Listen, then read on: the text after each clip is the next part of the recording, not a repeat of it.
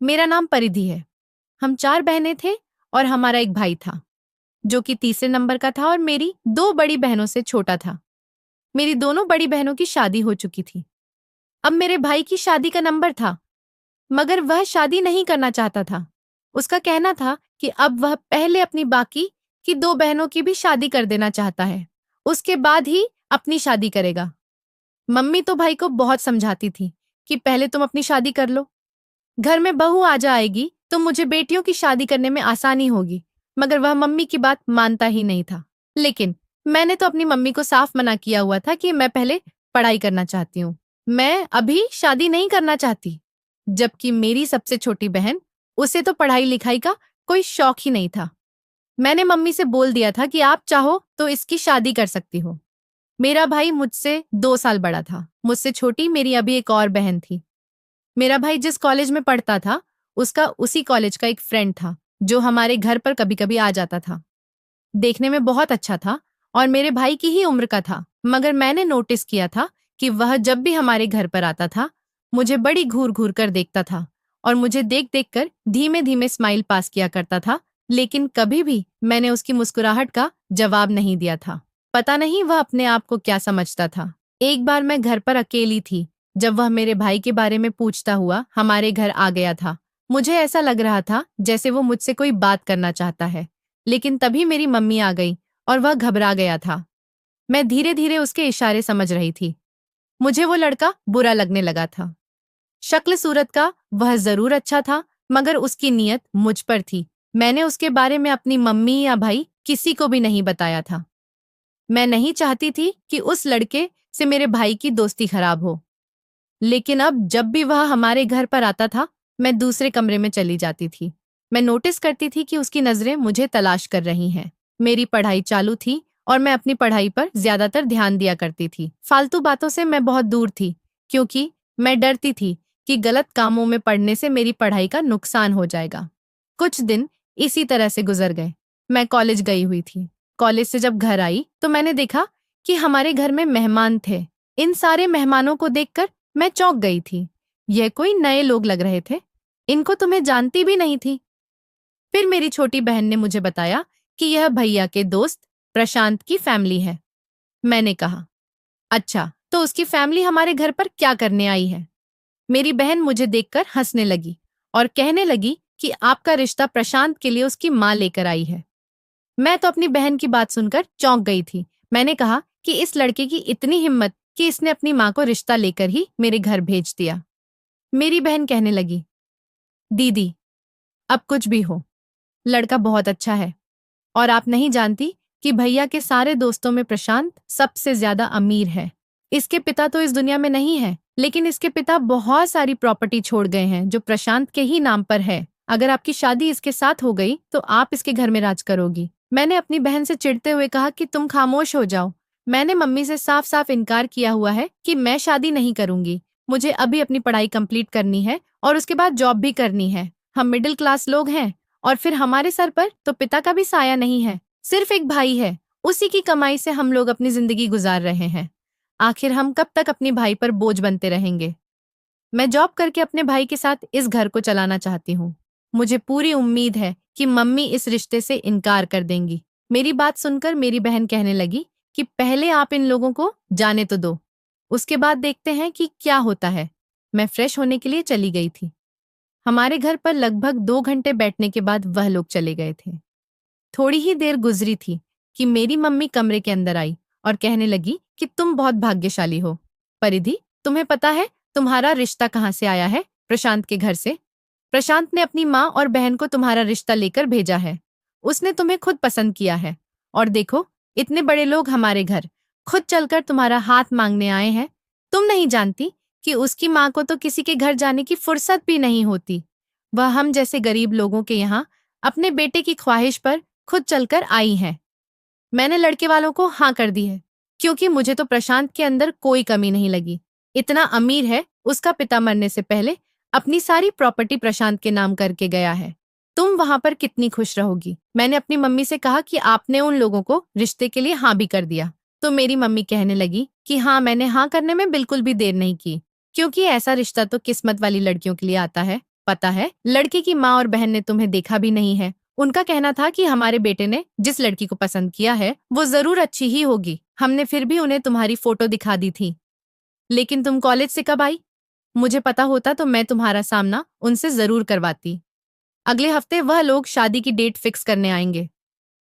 तुम नहीं जानती कि मैं और तुम्हारा भाई इस रिश्ते से कितने खुश हैं। मैंने अपनी मम्मी से कहा। मम्मी, आप होश में तो हो? आपको नहीं पता कि आप क्या कह रही हो? मेरी मम्मी कहने लगी कि होश में तो अब तुम्हें आना होगा। छोड़ दो ये जॉब करने की जिद और खामोशी से शादी करके अपना घर बसाओ।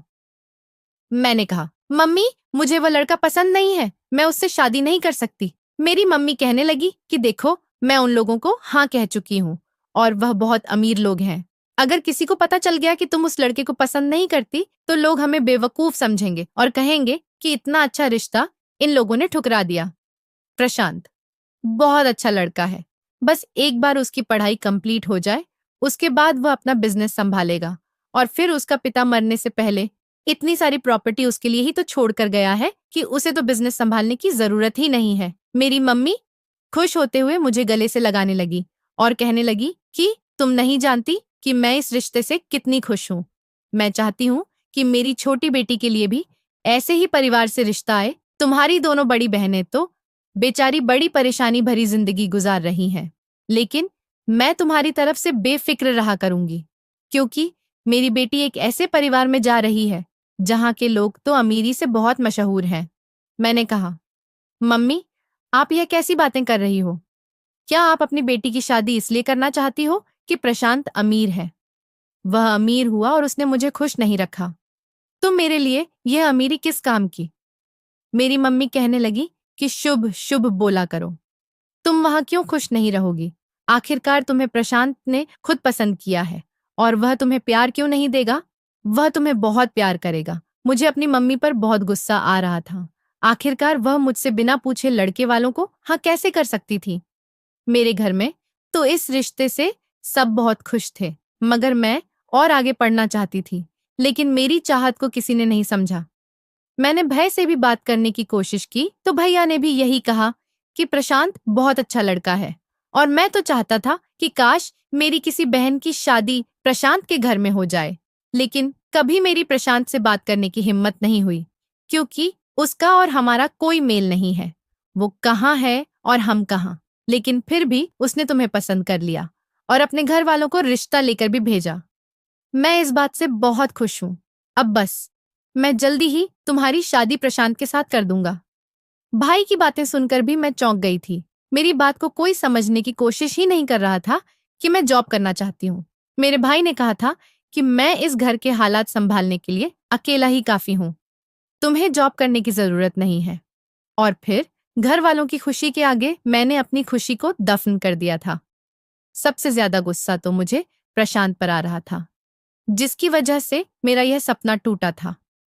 उसने मेरे घर रिश्ता भेजकर बहुत बड़ी गलती की थी, क्योंकि मेरे दिल में उसके लिए कोई फीलिंगलेस से और भी ज्यादा चिढ़ने लगी थी।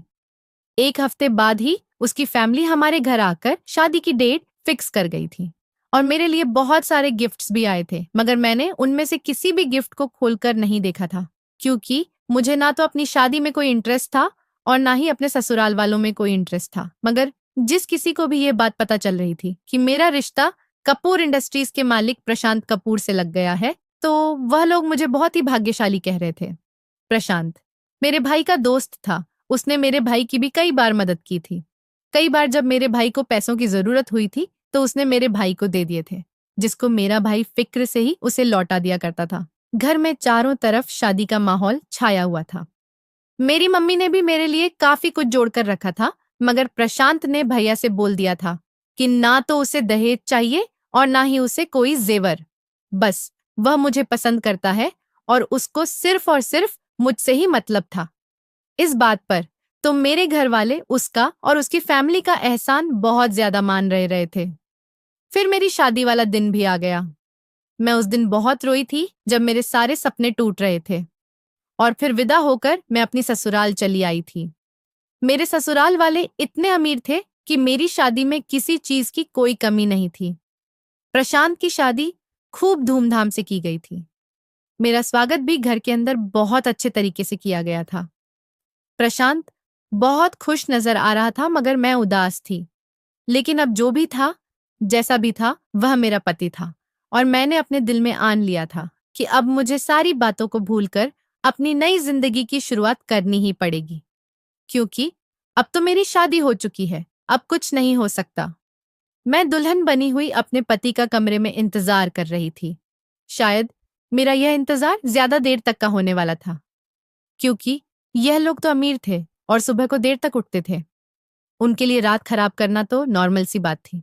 मैं कमरे में चारों तरफ कमरे की सजावट को देख रही थी, जिसके डेकोरेशन बहुत ही अच्छी की गई थी और कमरे में एक अजीब सी खुशबू फैली हुई थी, जो मुझे बहुत पसंद आ रही थी। रात के लगभग 2 बजे मेरा पति कमरे के अंदर आया और आते ही मेरे करीब बैठ गया। उसने प्यार से मेरा घूंघट उठाया और कहने लगा कि तुम नहीं जानती परिधि, मुझे आज के दिन का कितनी बेसब्र से इंतजार था। फाइनली आज तुम मेरे सामने मेरी पत्नी बनकर बैठी हुई हो। मैं तुम्हें बहुत पसंद करता था। कई बार मैंने तुमसे अपनी मोहब्बत जाहिर करने की कोशिश की, मगर हमारे बीच में कोई ना कोई आ गया था, या फिर तुम मुझसे दूर दूर दूर रहने लगी थी। इसलिए मैंने फैसला किया कि मैं तुम्हारी भावनाओं के साथ खिलवाड़ नहीं करूंगा, बल्कि मैं तुम्हें अपनी पत्नी बनाकर तुम्हारी हर ख्वाहिश को पूरा करूंगा। यही वजह थी कि मैंने अपने घर में अपनी पसंद के बारे में बता दिया और मेरी माँ बहनें खुशी खुशी तुम्हारा हाथ मांगने के लिए चली गई। मैं अपने पति से कोई बात नहीं कर रही थी। वह कहने लगा कि तुम मुझसे कोई बात नहीं करोगी, क्या तुम्हें मैं पसंद नहीं हूं? मैंने कहा, नहीं, ऐसी कोई बात नहीं है, तुम बहुत अच्छे हो। जब मैंने यह बात कही तो वह मुस्कुराने लगा था। अभी मैं आगे उससे कुछ और बात करती, इतने में ही उसके मोबाइल की रिंग बजने लगी और वह एक्सक्यूज में कहते हुए बेड से उठा और एक तरफ जाकर कॉल अटेंड करने लगा। पता नहीं इतनी रात को किसकी कॉल आई थी।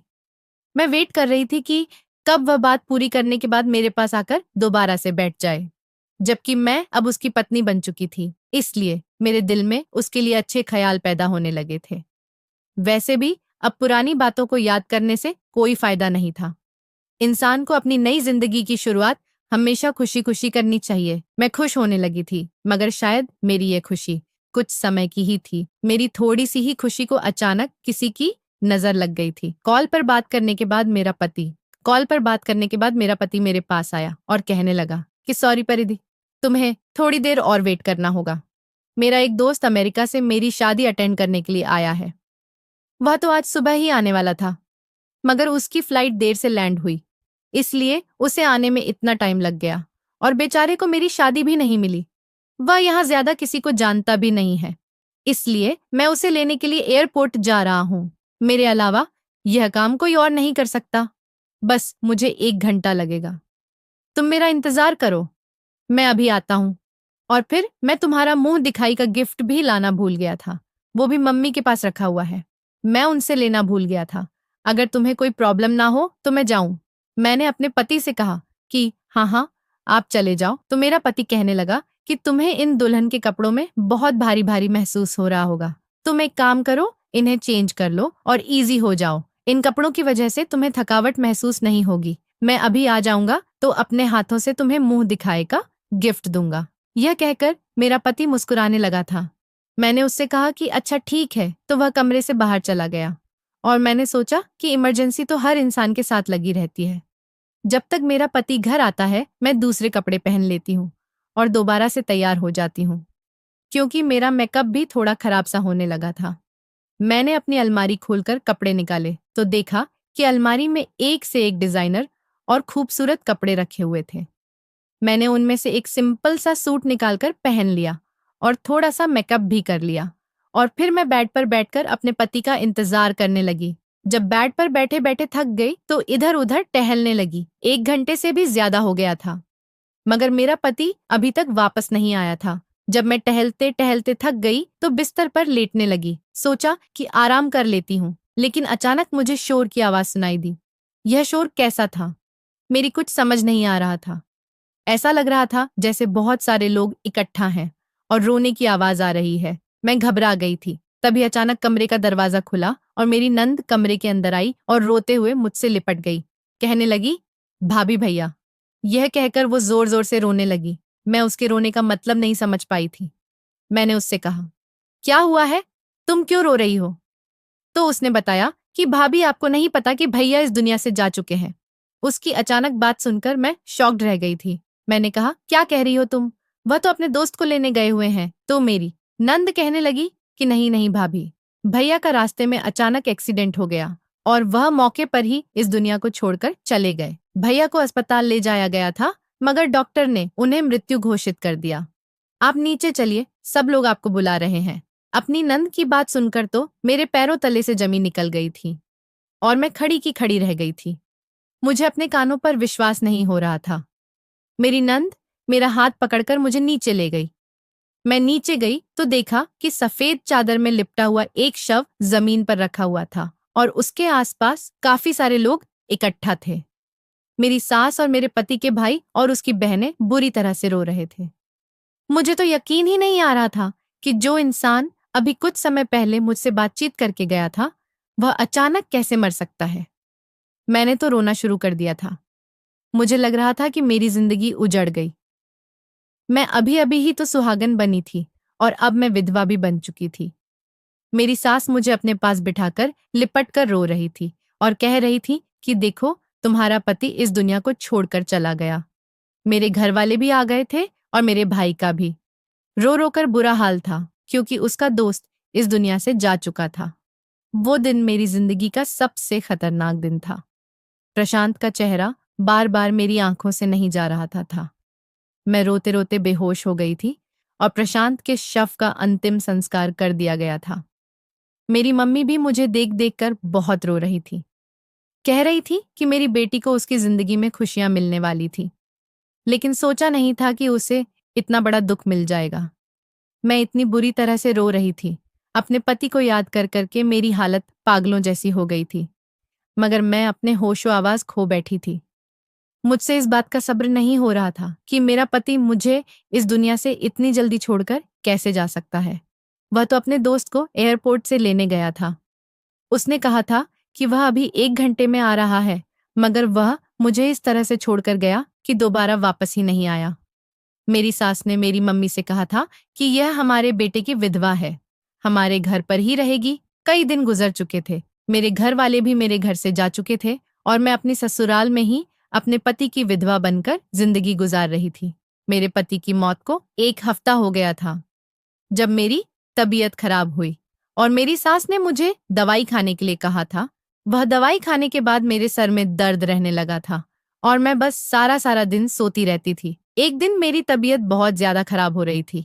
मुझे सांस नहीं आ रही थी और मैं सांस लेने के लिए पागलों के जैसी हरकतें कर रही थी। कभी अपने आप को पीटने लगती तो कभी घर का सामान उठा उठा कर फेंक रही थी, क्योंकि मैं बस चाहती थी कि मुझे किसी तरह से सांस मिल जाए और फिर मैं इसी तरह तड़पते तड़पते बेहोश हो गई। शायद मैं 2-3 दिन तक बेहोश रही थी, लेकिन जब मेरी आंख खुली और मुझे होश आया तो मैंने देखा कि मैं अस्पताल में हूँ। मेरे बराबर में नर्स थी। उसने मुझसे कहा कि आप अब कैसा महसूस कर रही हो? मैंने उससे कहा, मैं ठीक हूँ। वह कहने लगी कि 1-2 दिन बाद तुम और अच्छी तरह से ठीक हो जाओगी। उसके बाद तुम्हें तुम्हारे कमरे में भेज दिया जाएगा। उसकी बात सुनकर मैं चौंक गई और कहने लगी कि कौन से कमरे में भेज दिया जाएगा और मेरी फैमिली कहाँ है? मुझे क्या हुआ था? तो वह कहने लगी कि पागल खाने में तो पागल लोग ही आते हैं। अब उनके साथ पूरा परिवार तो चलकर नहीं आता ना? मैंने शॉक्ड होते हुए कहा, क्या? कौन सा पागल खाना? तो वह नर्स कहने लगी, अरे मैडम, यही पागल खाना जहां पर तुम एडमिट हो। हमारे अस्पताल में पागल मरीजों को यहाँ पर रखा जाता है और उनका ट्रीटमेंट किया जाता है। मैं कहने लगी, लेकिन मैं तो पागल नहीं हूँ। तो वो नर्स मेरी बात सुनकर जोर जोर से हंसने लगी और बोली, हर पागल इंसान यही कहता है कि मैं पागल नहीं हूँ। वो यह बात कहती हुई और हंसती हुई आगे बढ़ गई थी, मगर मैंने इधर उधर देखा तो बहुत सारे पेशेंट बेड पर लेटे हुए थे और अजीब अजीब सी हरकतें कर रहे थे। मैं यह देखकर हैरान रह गई थी कि मैं सच में एक पागल खाने में थी। मैं यहाँ कैसे आ सकती हूँ जबकि मैं पागल नहीं हूँ? सोच सोच कर दिमाग दर्द करने लगा था और मैं जोर जोर से चिल्ला रही थी कि मुझे जाने दो, मैं पागल नहीं हूँ। मेरी हालत बहुत खराब हो गई थी। मुझे अजीब अजीब तरह की दवाइयां दी जा रही थी, जिससे मुझे अपना होश नहीं रहता था और मैं बेसच सी बस एक तरफ पड़ी रहती थी।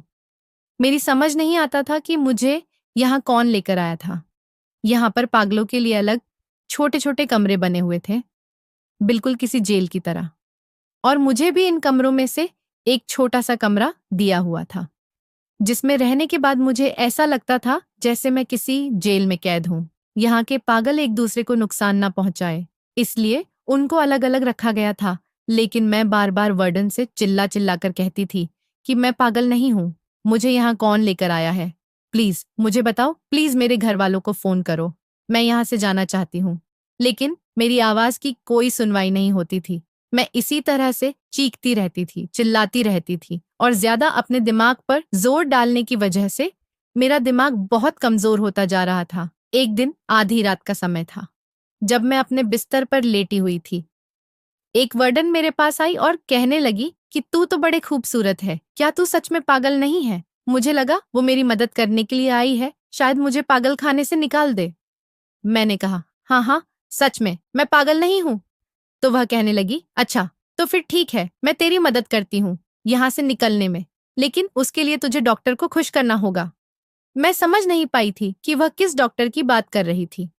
तब उसने मुझे सोच भरी एक्सप्रेशन में गुम देखा तो कहने लगी, अरे तू परेशान मत हो, मैं तुझे यहाँ से निकलवा दूंगी। मैं जानती हूँ कि तू पागल नहीं है। उसकी बात सुनकर मैं खुश हो गई थी। मुझे लगा कि शायद वह मेरी मदद कर रही है, लेकिन वह मेरी मदद नहीं कर रही थी, बल्कि वह तो बड़ी प्लानिंग के साथ मेरे पास आई थी और फिर मुझे लेकर सीनियर डॉक्टर्स के केबिन में चली गई। उसने मुझे डॉक्टर के हवाले करते हुए कहा, डॉक्टर साहब, मैं जानती हूँ यह बेचारी पागल नहीं है, इसे आपकी मदद की जरूरत है। मुझे डॉक्टर ने सर से लेकर पैर तक देखा और कहने लगा, तो मैं इसकी मदद जरूर करूंगा। मैंने जल्दी से डॉक्टर के सामने हाथ जोड़ लिए। मेरी आंखों में आंसू थे और मैं हाथ जोड़कर बार बार सर हिलाते हुए कह रही थी कि प्लीज डॉक्टर साहब, मुझे यहाँ से निकाल डाल दो, मैं पागल नहीं हूँ। तो वह डॉक्टर जल्दी से मेरे हाथ पकड़ते हुए कहने लगा कि हाँ, मैं जानता हूँ तुम पागल नहीं हो, तभी तो मैंने तुम्हें अपने पास बुलाया है। वह मुझसे कहने लगा, तुम यहाँ बैठो, मैं अभी आया। उसकी बात सुनकर मैं तसल्ली से बैठ गई। डॉक्टर और वार्डन दोनों ही केबिन से बाहर चले गए थे। डॉक्टर ने दरवाजा बाहर से बंद कर दिया। मैं देख रही थी कि वह दोनों आपस में कुछ बात कर रहे थे, क्योंकि मुझे खिड़की से वह दोनों साफ नजर आ रहे थे। मैं खिड़की के करीब गई और उन लोगों की बातें सुनने लगी। मैंने देखा कि डॉक्टर अपनी जेब से नोटों की एक मोटी गड्डी निकालकर वार्डन को दे रहा था और उससे कह रहा था कि आज तुमने मेरा दिल खुश कर दिया। यह लड़की तो सच में बहुत खूबसूरत है।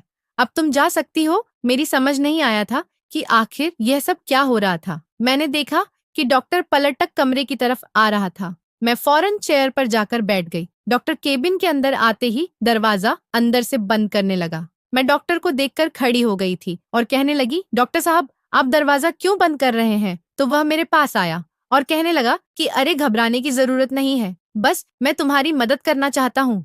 वह ये बात कहते हुए धीरे धीरे मेरे करीब आ रहा था और मुझे छू रहा था। मैंने उसे धक्का दिया तो वह पीछे की तरफ गिरने से बचा था। उसने मेरे मुंह पर एक जोरदार थप्पड़ मार दिया और कहने लगा कि तुम्हारी खूबसूरती के काफी सारे पैसे वार्डन को देकर आ रहा हूं। अब ज्यादा नखरे दिखाने की जरूरत नहीं है और ना शोर मचाने की जरूरत है। मैंने कहा, तो तुम लोग यहाँ मासूम लड़कियों के साथ यह सब कुछ करते हो? तो वह कहने लगा, हाँ, ऐसा ही समझ लो, बस अब तुम्हारी बारी है। उसने मेरे लाख गिड़गिड़ा के बावजूद भी मेरी इज्जत के साथ खिलवाड़ किया और फिर उसने मुझे ऐसा इंजेक्शन लगाया जिसके लगने के बाद मैं अपने आप में बहुत कमजोरी महसूस कर रही थी और मेरी आवाज तक नहीं निकल रही थी। शायद वो इंजेक्शन वीकनेस का था, जिसकी वजह से मैं कमजोर पड़ जाऊं और किसी को कुछ ना बता पाऊं और ना ही यहाँ से भाग पाऊं। मुझे मेरे कमरे में भिजवा दिया गया था। मैं बस अपने बिस्तर पर लेटी हुई थी और मेरी आंख कान खुले हुए थे। मुझे सब दिख सकता था, मैं सब सुन सकती थी, लेकिन मैं उठकर कुछ नहीं कर सकती थी। मुझे अपनी जिंदगी बुरी लगने लगी थी। मैं पागल नहीं थी, लेकिन इन अस्पताल के लोगों ने मुझे सच में पागल बना दिया था।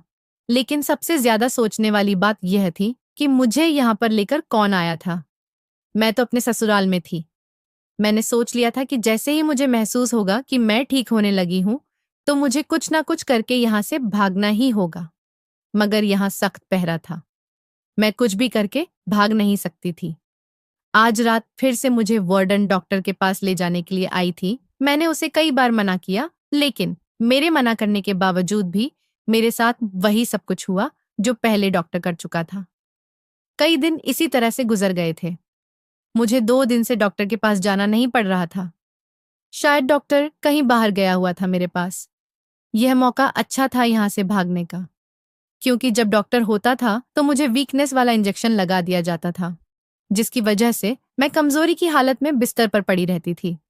लेकिन इन 2 दिनों में मैं अपने आप को ठीक महसूस कर रही थी, इसलिए मैं खामोशी से छुपती छुपाती अस्पताल के दरवाजे तक पहुंच आई थी। मगर गेट पर गार्ड बैठा हुआ था। मुझे उससे बचकर निकलना था। पीछे से मुझे कोई आता हुआ नजर आया तो जल्दी से मैं एक कोने में छुप गई। मैंने देखा कि एक वार्ड बॉय था जो गार्ड से बातें कर रहा था। वो दोनों आपस में बातें करने में इतने बिजी थे कि मैं दरवाजा खोलकर खामोशी से वहां से निकल गई और फिर सारी रात में भटकती रही। रात के अंधेरे में मुझे एक जगह नजर आई। यह एक ढाबा था और इस समय बंद था, क्योंकि इस समय रात के 4 बज रहे थे। मैं यहाँ ढाबे के बाहर ही जमीन पर लेट गई थी और फिर मुझे नींद आ गई। सुबह जब ढाबे का मालिक आया तो पूछने लगा कि तुम कौन हो। मैं बहुत बुरी कंडीशन में थी। मैंने 2 दिन से कुछ नहीं खाया था। मेरी आवाज तक नहीं निकल रही थी। मेरी हालत इतनी खराब हो चुकी थी कि मेरे बाल बिखरे हुए थे और चेहरा भी बहुत गंदा हो रहा था। वह आदमी समझ तो गया था कि मैं किसी अस्पताल की पेशेंट हूँ, क्योंकि मैंने पागल खाने की ड्रेस पहनी हुई थी। वह कहने लगा कि कहाँ से आई हो। मैंने उसे नहीं बताया कि मैं पागल खाने से भागकर आई हूँ। मैंने कहा कि साहब, मुझे कुछ खाने को दे दो, मैं कई दिन से भूखी हूँ। मेरी बात सुनकर उस ढाबे के मालिक को लगा कि मैं भीख मांगती हूँ, इसीलिए उसने मुझे खाना दे दिया। लेकिन मैं वहां से कहीं नहीं गई। मुझे वहां से वह भगाता रहा, क्योंकि उसके कस्टमर आना शुरू हो गए थे। मैं जैसे तैसे चलती हुई अपनी मम्मी के घर आ गई थी। मैंने अपना होलिया और ज्यादा खराब कर लिया था ताकि मुझे कोई पहचान न सके। मगर मैं जानती थी कि मैं अब अपने घर जाऊंगी तो मेरे घर वाले मुझे जरूर पहचान जाएंगे। मैं जैसे ही अपनी मम्मी के घर गई तो यह देखकर मैंने रोना शुरू कर दिया कि वहां पर ताला लगा हुआ था और मैं बड़ी उम्मीद से और मुश्किल से यहाँ तक पहुंची थी। मैं सुबह से रात तक वहां अपने घर वालों का इंतजार करती रही। शायद वह लोग कहीं चले गए होंगे, लेकिन उन्हें अब तक आ जाना चाहिए। वह लोग अब तक आए क्यों नहीं? मैं बस यही उम्मीद लगाए हुए घर के आसपास ही टहल रही थी, मगर वहां कोई भी नहीं आया। मैंने आसपास के लोगों से पूछा तो उन्होंने बताया कि यह लोग तो अपनी बेटी के पागल होने के बाद यह शहर ही छोड़कर चले गए। सुना है कि कहीं और रह रहे हैं। हमारे पड़ोस की औरत मुझे पहचान नहीं सकी थी, क्योंकि मेरी हालत बिल्कुल किसी भीख मांगने वाली औरत के जैसी हो रही थी। सुबह से मुझे रात हो गई थी अपने घर के आगे खड़े हुए, और फिर मैं वापस इसी ढाबे पर आ गई जहां पर मैं कल रात ठहरी थी। पूरा दिन गुजर गया था। मैं भूखी प्यासी थी। मुझे लगा कि मैं उसी ढाबे पर जाऊंगी तो जरूर ढाबे का मालिक मुझे फिर से खाने को कुछ दे देगा। मुझे अपनी जिंदगी बुरी लगने लगी थी। मेरा मन कर रहा था कि मैं अपनी जान ले लूं, मगर अब जान लेने से कोई फायदा नहीं था, क्योंकि मेरे तो आगे पीछे रोने वाला भी कोई नहीं बचा था। मैं बड़ी मुश्किल से ढाबे तक आ गई थी और फिर वहां आने के बाद वहां के मालिक से हाथ जोड़कर कहने लगी कि मुझे खाना दे दो, और उसे बताया कि मेरे आगे पीछे कोई नहीं है। मैं यहाँ तुम्हारे ढाबे के पीछे ही जमीन पर लेटकर सो जाया करूंगी। मुझे यहाँ से भगाना मत। मेरा यहाँ के अलावा कोई और ठिकाना नहीं है। मेरी वजह से तुम्हारे कस्टमर को कोई परेशानी नहीं होगी। वो मालिक बहुत दयालु था। उसने कहा, चलो ठीक है, मैं सिर्फ तुम्हें खाना दे सकता हूँ, इतनी ही मदद कर सकता हूँ, इसके अलावा और कुछ नहीं कर सकता। मैंने कहा कि आपका बहुत बहुत शुक्रिया, मेरे लिए यही बहुत है। रात का टाइम हो गया था और मैं ढाबे के पीछे ही जमीन पर लेट गई थी। कुत्तों के भौंकने की आवाज से मुझे डर लग रहा था, क्योंकि आज पहली बार मैं खुले आसमान के नीचे सो रही थी। मेरे सर पर कोई छत नहीं थी। कल तो मुझे थकान की वजह से नींद आ गई थी, मगर आज मुझे इस अकेलेपन और सुनसान इलाके से बहुत डर लग रहा था। मैं बुरी तरह से लेटे हुए रोने लगी, मगर उठकर बैठ गई और अपने चेहरे पर हाथ रख लिया और ना जाने क्या क्या सोच रही थी। तभी अचानक पीछे से किसी ने मेरे कंधे पर हाथ रखा। मैंने जैसे ही पलटकर देखा तो पीछे एक भीख मांगने वाला आदमी खड़ा हुआ था। मैं उसे देखकर डर गई। उसके चेहरे पर सफेद रंग की दाढ़ी मूछ थी और उसने फटे पुराने कपड़े पहने हुए थे। वह मुझसे कहने लगा कि मैं तुम्हारी सच्चाई जानता हूँ, मैं तुम्हें सहारा देना चाहता हूँ। क्या तुम मेरे साथ चलना चाहोगी? उस आदमी की बात सुनकर मुझे घबराहट महसूस होने लगी थी, क्योंकि याद में कोई फ्रिया भी हो सकता था जो मुझे ले जाकर मेरे साथ कुछ गलत कर। लेकिन फिर मैंने सोचा कि मेरे साथ अब तक काफी गलत हो चुका है, याद में भी इससे ज्यादा मेरे साथ क्या करेगा? मुझे सोचते हुए देखकर वह आदमी कहने लगा, क्या तुम मुझसे शादी करोगी? तुम बहुत खूबसूरत लड़की हो और तुम्हारी हालत देखकर लगता है कि तुम्हें वक्त ने बहुत सताया है। मैं तुम्हारा बहुत ख्याल रखूंगा। तुम्हें कभी किसी चीज की कमी नहीं होने दूंगा। बताओ, मुझसे शादी करोगी? मैंने उससे कहा कि दुनिया मुझे पागल समझती है और यह ढाबे वाला मालिक मुझे भीख मांगने वाली समझता है। है क्या? यह सब जानने के बावजूद भी तुम मुझसे शादी करने के लिए तैयार हो? तो वह कहने लगा कि मैंने कहा ना कि मैं तुम्हारी पूरी जिंदगी के बारे में जानता हूँ। तुम्हारे साथ क्या क्या हुआ और तुम किस तरह से पागल खाने पहुंची, मैं सब कुछ जानता हूँ। इसलिए तो तुम्हें शादी की ऑफर दे रहा हूँ। मैं कहने लगी, लेकिन तुम कौन हो? तो वह बोला कि यह समझ लो कि मैं भगवान का भेजा हुआ एक संत आदमी हूँ जो तुम्हारी मदद करने के लिए आया हूँ। सोच विचार किया और उससे कहा कि अच्छा ठीक है, मैं तुमसे शादी करने के लिए तैयार हूँ। तो वह कहने लगा कि तुम्हें मेरे साथ मेरे घर चलना होगा, क्योंकि मैं अपनी पत्नी को यहाँ बीच रास्ते पर सुनसान जगह में अकेला नहीं छोड़ सकता। वो मुझे अपने साथ कुछ दूरी पर चलने के बाद एक घर में ले आया था। जैसे ही उसने घर का दरवाजा खोला और लाइट ऑन की, तो यह देखकर मैं दंग रह गई थी कि इस घर में तो हर फैसिलिटी मौजूद थी। यह तो एक मामूली सा भीख मांगने वाला आदमी लग रहा है, मगर इसके पास इतना अच्छा घर और घर में हर चीज मौजूद है। फिर भी यह क्यों मांगता है? मैं यही सब कुछ सोच रही थी। जैसे ही मैंने पलटकर देखा, तो वह आदमी अपनी दाढ़ी मूंछ निकाल रहा था। मैं उसको गौर से देख रही थी, लेकिन फिर अचानक मेरी चीख निकल गई। जब उसका असली रूप मेरे सामने आया, मैं बेहोश होने से बची थी। उसने मुझे थाम लिया। यह इंसान कोई और नहीं, बल्कि मेरा पति प्रशांत था। मेरा पति तो मर चुका था। फिर यह कौन था? मेरे दिमाग में ढेर सारे सवाल घूम रहे थे। उसने कहा, तुम्हें परेशान होने की जरूरत नहीं है। मैं तुम्हें सब कुछ बताता हूँ। मैं तुम्हारा पति ही हूँ। मैं उसे देखकर फूट फूट कर रोने लगी थी और उसके गले से लगकर कहने लगी कि तुम कहाँ चले गए थे प्रशांत? वह कहने लगा कि तुम तसल्ली से बैठो, मैं तुम्हें पूरी बात बताता हूँ। पहले उसने मुझे ठंडा पानी पिलाया और फिर मेरे हाथ में हाथ थामकर अपनी बात बतानी शुरू कर दी।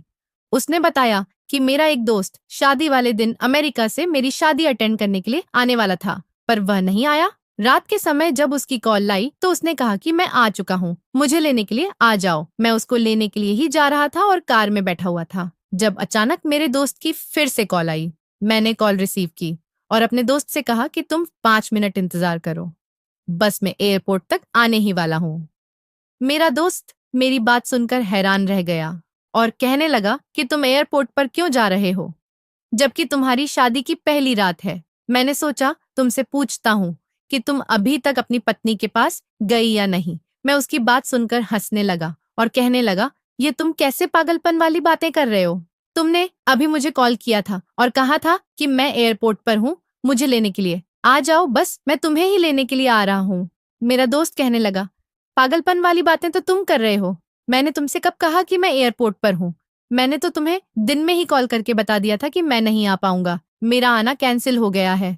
अपने दोस्त की बात सुनकर मैं हैरान रह गया। मैं ड्राइविंग करते करते उससे बात कर रहा था और उससे बहस कर रहा था कि तुम आज के दिन तो मुझसे मजाक मत करो। मैं अपनी पत्नी को कमरे में अकेला अपना इंतजार करने के लिए छोड़ कर आया हूँ, सिर्फ और सिर्फ तुम्हें लेने के लिए। वह मुझे यकीन दिलाने की कोशिश कर रहा था कि तुम्हें किसी ने बेवकूफ बनाया है।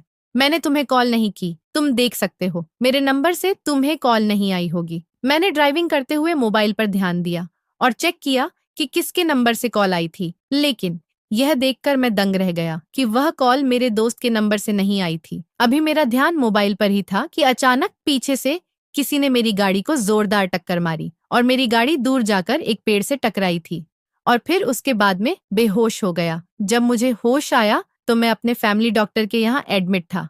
मुझे जल्दी ही 1 घंटे के बाद होश आ गया था। मुझे काफी सारी चोटें आई थी। मेरे फैमिली डॉक्टर ने मुझे एक ऐसी बात बताई जिसने मेरे होश उड़ा दिए थे।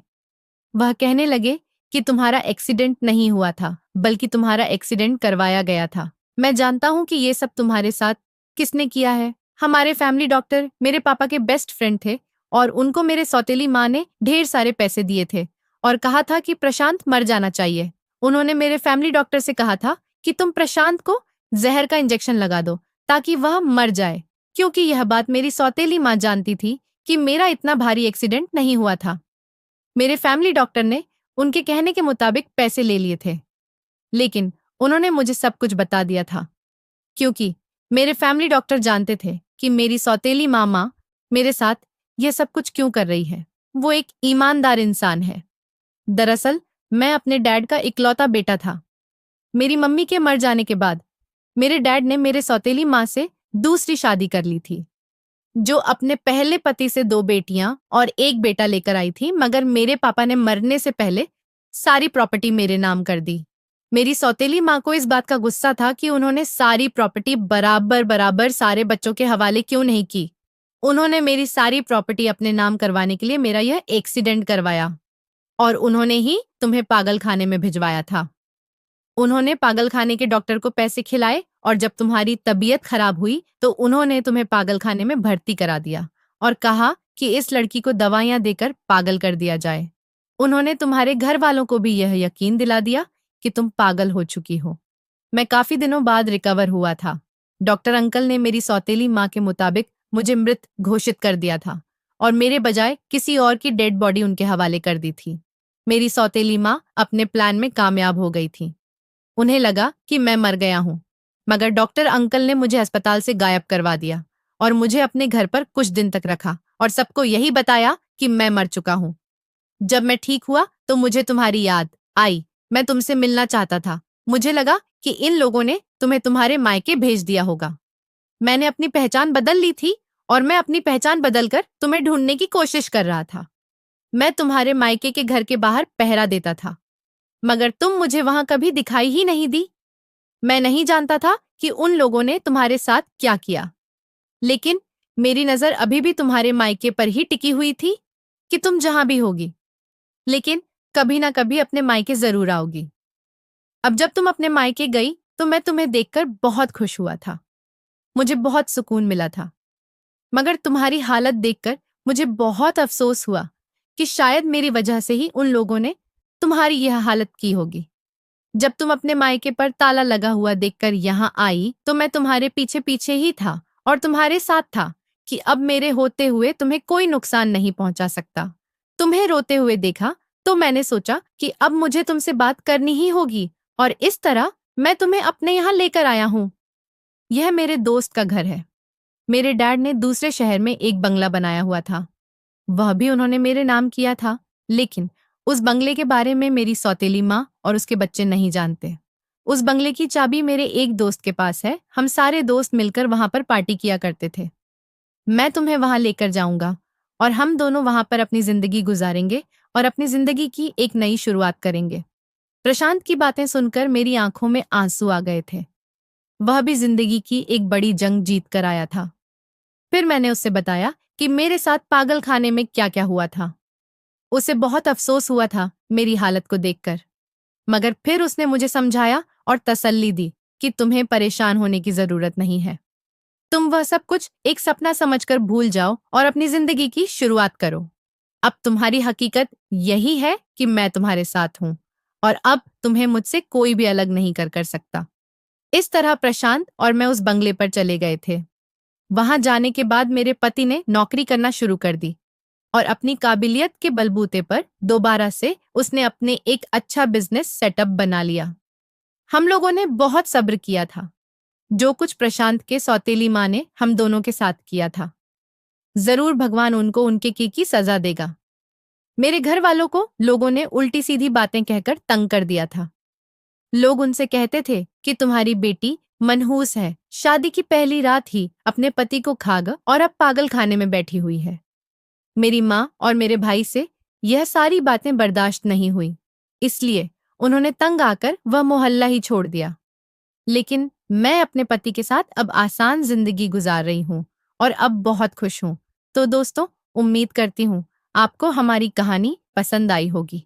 कहानी पसंद आई है तो वीडियो को लाइक करें, चैनल पर नए हैं तो चैनल को सब्सक्राइब करें और हाँ, नोटिफिकेशन बेल को जरूर दबाएं ताकि अगली अपडेट सबसे पहले आपको मिले। धन्यवाद।